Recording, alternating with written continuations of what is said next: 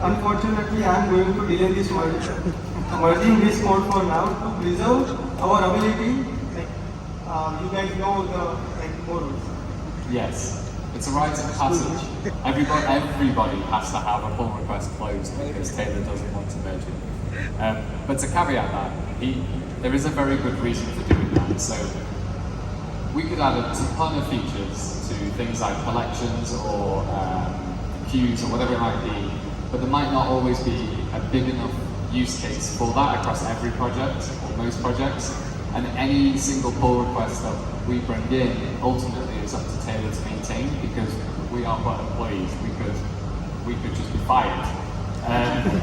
So it would fall on Taylor to maintain, and there's only, as good as Taylor is, there's only so much of Taylor to go around the entire framework. But yeah, it's a rite of passage, and don't let it put you off.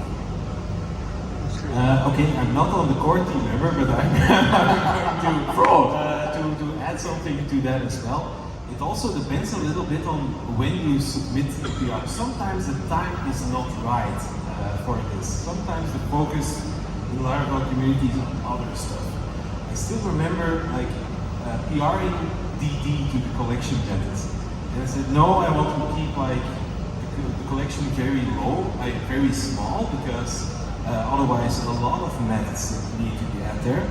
But then a couple of years later, there was this trend to add DD everywhere, and then it was easy to add DD on something like a collection.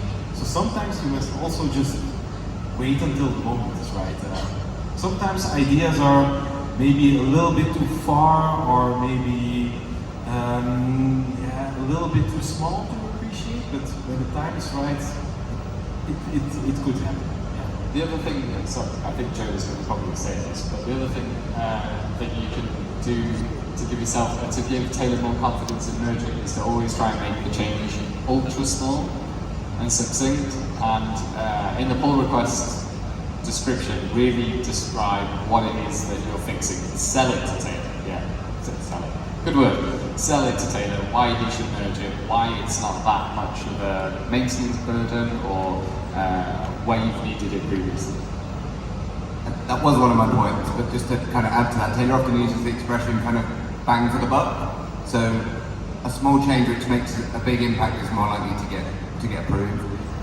In answer to the initial question, yes, I've had many pull requests closed, but what I like to do when I submit the pull request is have a little bet with myself as to whether it's going to get approved or not. And quite often, I'm proved wrong. So the ones that I don't think are going to get merged, and the ones that I do, don't. So don't let it put you off and keep contributing.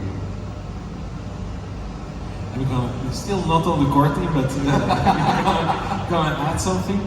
If something doesn't get added on Laravel core itself, you could always create a package with a macro in that, or a package where that functionality is, and yeah, after a while you have 300 packages, so you could do that as well.